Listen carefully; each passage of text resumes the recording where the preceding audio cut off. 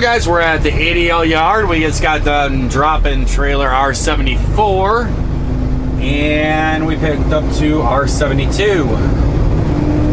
We are going to be heading on down to White Wave Foods.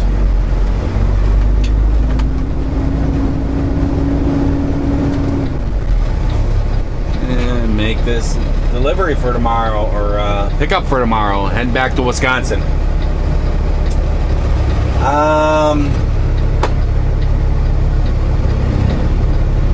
I think this is a really good time to talk about something that people have been asking me about through emails and other things. What my opinion is on this. And I think it's a dangerous situation for me to give my opinion, because I don't think that my opinion is going to be what people think it is.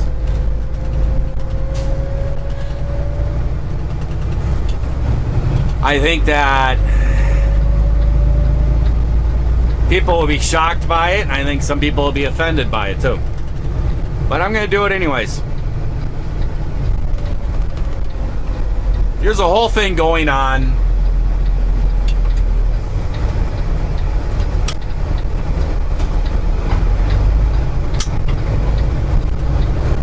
There's a whole thing going on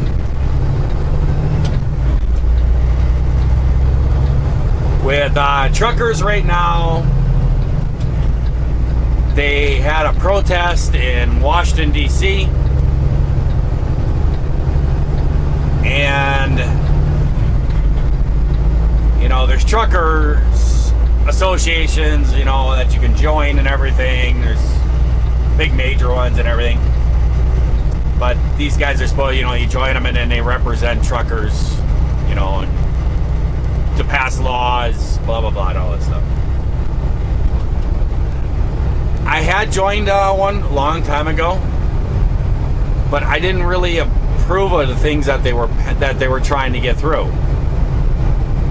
And it was more like they were trying to get things like ELDs and other things, you know. They were in approval of some of this stuff, and I wasn't. So I actually do not belong to a truckers organization right now.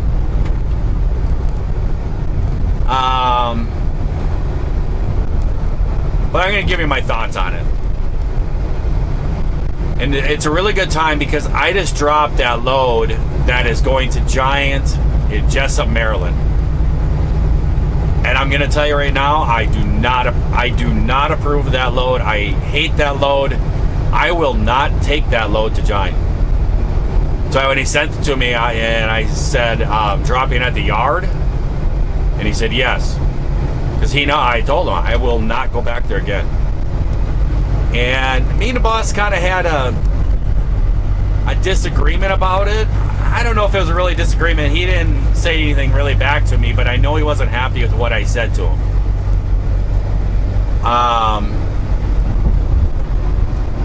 So I have a strong feeling on places like that. And if you don't know what I'm talking about, I've done loads in there in the past, and that place is terrible. You go in there, I've sat in there for 8.5 hours, sitting out on the road, inching forward every 10, 15 minutes. You can't sleep. You're sitting in the middle of the road. Then you finally get up to the gate. Then they have you pull over to the side. You sit there for half an hour, 45 minutes or something. And then you take off from there, and then they put you into another lot. You sit there for another 45 minutes, an hour. Then they put you into a door.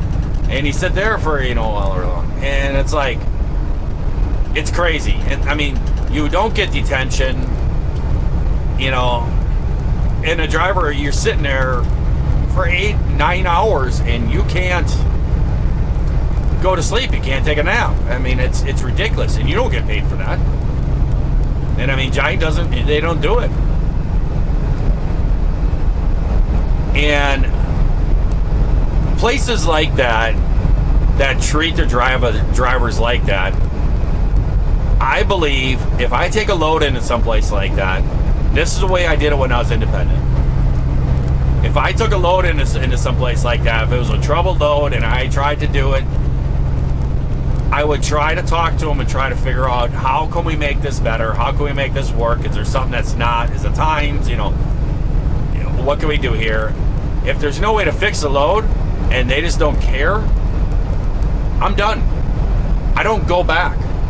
I'm not going to give them a load so that they can stay in business and treat people in such a manner. It's a poor business, and I'm not going to support it. Now, working for somebody, and he takes loads in there, and I basically told him, I'm not going to do it, and if that means my job, that's my job. That's how strongly I feel about it.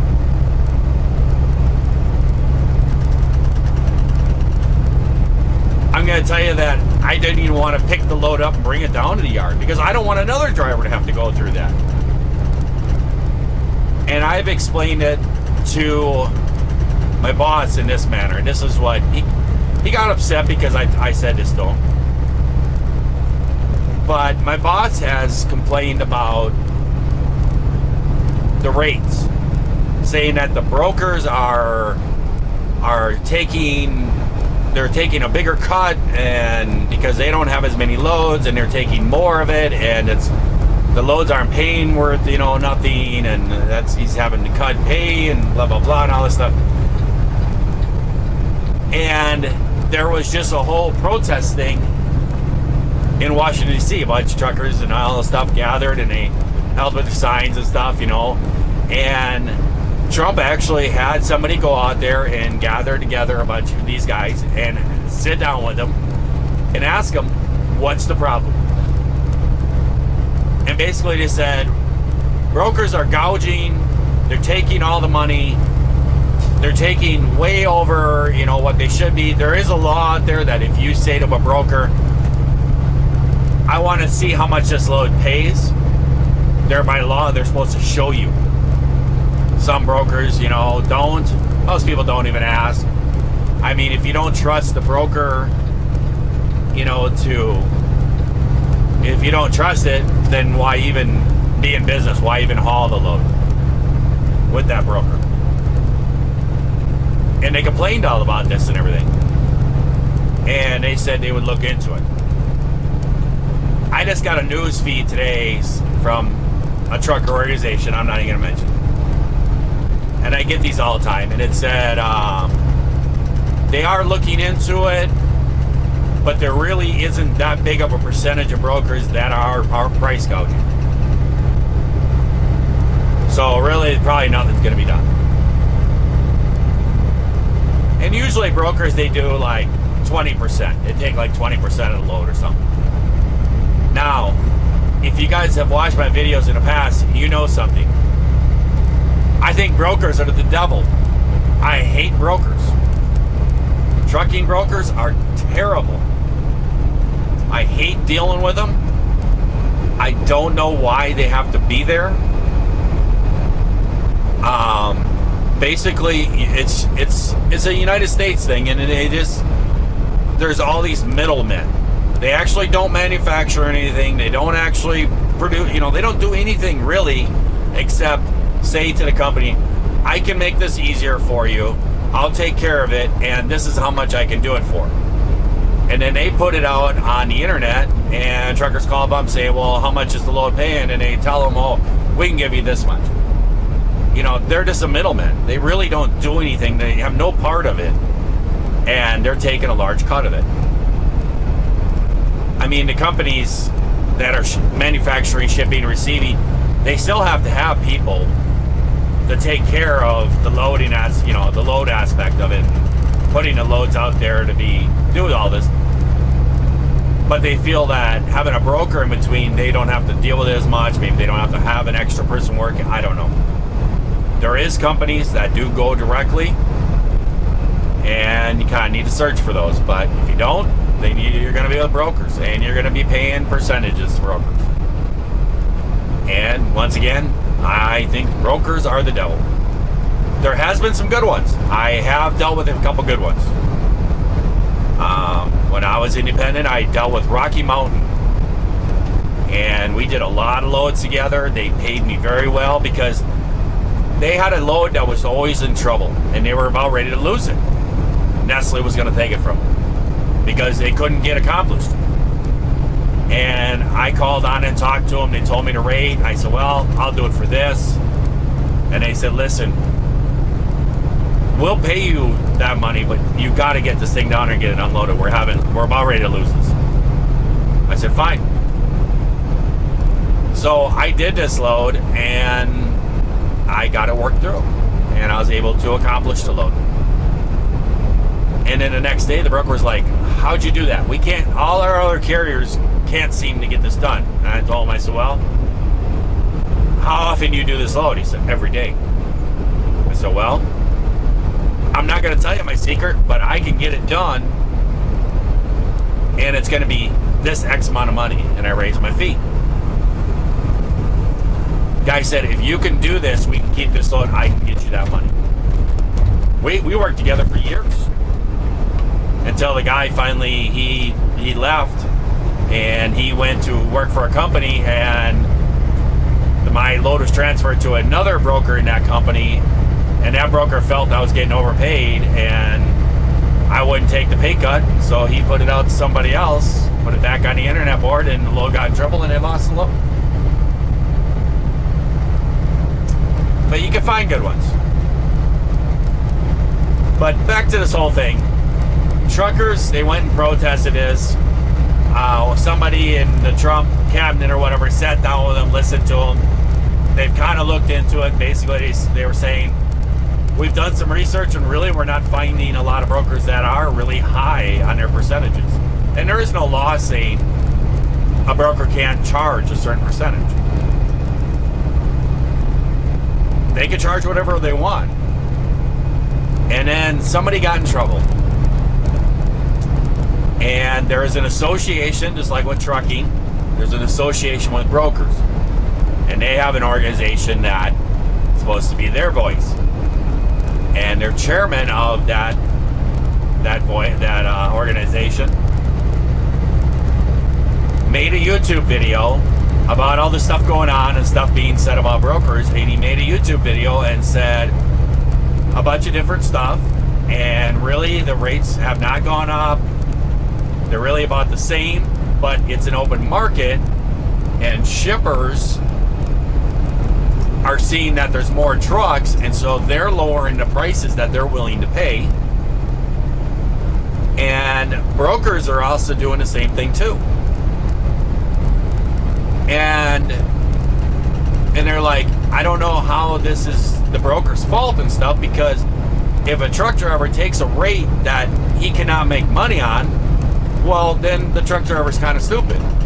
Now, everybody took that out of context and said, and blew up the internet, this guy says all truckers are stupid and he's the head of brokers, this brokering organization.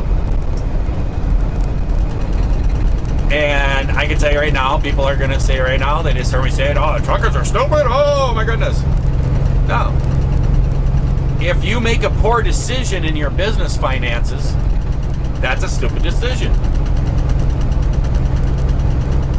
And I explained to the boss about this load that's going over there.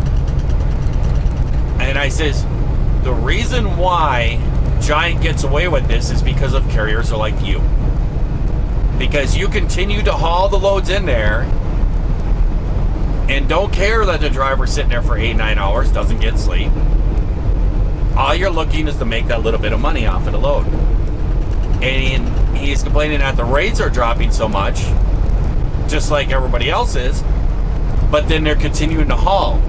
Now, if you think about it in a business aspect, if a shipper used to pay $1,000 for a load to go, and now with all this virus stuff going on, there's more trucks that are sitting looking for loads and stuff because there was a reduced in freight. And the shipper goes, I think I'm going to pay $800 on it. And they put it out, and a carrier that it's hauled for $1,000 looks at it and goes, 800. What? Well, that's the way the market is. The price has dropped on this. Oh man, well, I guess I can do it. And they continue, and they haul that load. Why in the world would the shipper ever go back to 1,000? And that's what the problem is if you're willing to take the lower paying loads, you cannot complain about the lower paying loads. When I was independent, I did not haul lower paying loads. I did not. I would sit. If I could not get a load for the money that I wanted to roll that day, then I didn't roll. And there was times that I had to deadhead out of an area to go get a better paying load. I mean, in example, I had a load in Wisconsin that I used to haul, and it was a very good paying load, and I brought it out, and I was out in New Jersey, and I had a load set up, and the load paid $1.25. $1.25 was the lowest paying load that I would take. I know some truckers that are leased on companies, and some that's their average, is $1.25. You cannot be successful. You got $200-some thousand. You got $250,000 invested in a business, and you're willing to run for nickels and dimes. You can't do that. You can't survive. And I had a load set up, and I went out and delivered a load, and I went to go pick up the other one, and the load was canceled. So I jumped online, and I had another load after that set up in Wisconsin with a company that I dealt with a lot, and it was a good paying load. And I jumped online trying to find a load to get me back to Wisconsin quick. And it was all like 80 cents, 90 cents a mile. And I argued with a couple of them and stuff, back and forth. I kept hunting. Nobody's willing to do it because there's so many trucks out on the East Coast. They know they don't have to pay it. Somebody's going to take that load and run it back and make no money. But they go, well, it gets me where I want to go. That's not a good business mind. That's not a good way to be. I actually, to protect the load that I had in Wisconsin, because I had a good connection with this company I was hauling with, I actually deadheaded all the way from New Jersey, drove all the way back to Wisconsin to make it to my load so I would not be late, because I was never late when I was independent. Sometimes you had to do those things. And I would rather take a loss that way than haul a very cheap load for nothing.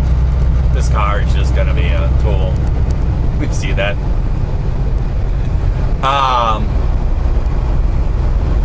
I would rather do that and take a loss doing that than support a company that will not pay for it.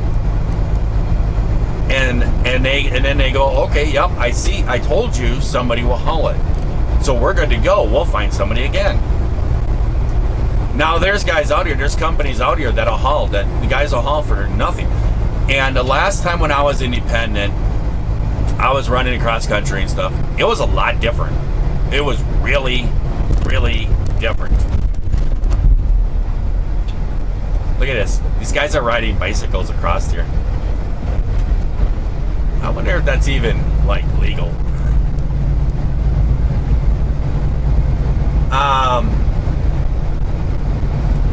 But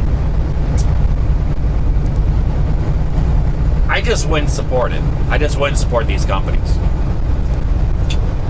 And that's what's going on right now. Is it's a free market. The shippers are going, okay, there's all these trucks that are sitting around because a lot of things, a lot of different loads have been stopped and everything else. So there's a lot more trucks because a lot of trucking companies have actually stopped hiring and everything else because there's just not as many loads right now. And so there's trucks out there. And the shippers are going, I bet you I can get away with not paying as much. And the brokers are going, I bet you I can charge, I can pay a little bit less and somebody will still haul it. And then people are doing it. And when I used to be independent, it was a lot different. No cheap freight. Everybody, no cheap freight. That's what everybody said. And I'm no way at all, I would not consider myself to be like racist or, I don't know what the word is. I can't think of what the word is. It's not racist, but people from different countries. I don't care where you're from. I mean, you guys know my friend's John, you know, he's Philippine, you know, I don't care where you're from. As long if you're, I go on the character of the person. But back when I was independent, they passed a bunch of different laws and they opened up the borders. And a lot of Mexican truckers could come across the border and work in the United States for like a 3-week period. No holds on, they could do whatever they want, run wherever they wanted, and then they had to go back across the border, and then they could come back again. And you saw a lot of influence of people coming across and hauling really cheap freight because it was good money to them. It was more than what they're usually making. But they didn't have to pay all the expenses that we do in the United States. So it really, I think that's what the turning point was. And a lot of people and recently, now that I've come back over the road, I've noticed a lot more foreign drivers. A lot of people don't even speak English, which I cannot figure out. I can't figure out how you can be a truck driver and not speak English. Because if there's a problem, if my truck starts on fire right now and I pull over the shoulder of the road and the fire department gets called out here, and I cannot speak to the fire people and explain to them what's going on. They don't know what's inside the truck. They don't know. Maybe it's explosive. Maybe, you know, they don't know if they should go near and fight it. How, if you can't speak English, how can you possibly work? I wouldn't go to Italy and not learn Italian. You know? I wouldn't expect that to go to another country and not be able to speak that language if I was going to live and work there. But it's really gotten bad, and I don't see it ever stopping. People can complain about it all you want to, but you can't complain if you're lowering your rates and you're hauling for these lower prices. Now, how do you get around it? Does that mean that, what are you supposed to do? Well, if you're a company and you can't find good enough freight, you might have to let some drivers go until things turn around. That's just the way it's going to have to go. As a single truck driver and stuff, you got to get out there and talk to companies and get your foot into some of these doors. Get away from the brokers, for one thing, and try to work directly with companies. That's how you build a business. When you deal with brokers only, like my boss does, he only deals with brokers. What you're doing is supporting them. You're not actually, this guy's driving me insane. I gotta go. You're not actually building your own company. You're really building a brokering company. So, you know, you got to get out there and get your own freight. So, I don't know. This guy, I watched a video, and I'll try to put a link. I'll see if I can figure it out and put a link in this video of this guy and what he did. And guess what? He did the thing. He made a YouTube video. It's what gets everybody in trouble and spoke his mind. And then somebody took a little bit of it and took it out of context. Yep. Just like I just did. So somebody will be offended by it. I know that. But you can't complain about the rates when you're willing to take lower price. I don't understand what traffic is going on here. I don't understand why. I guess it's a Saturday afternoon cruise or something. I don't know what's going on here.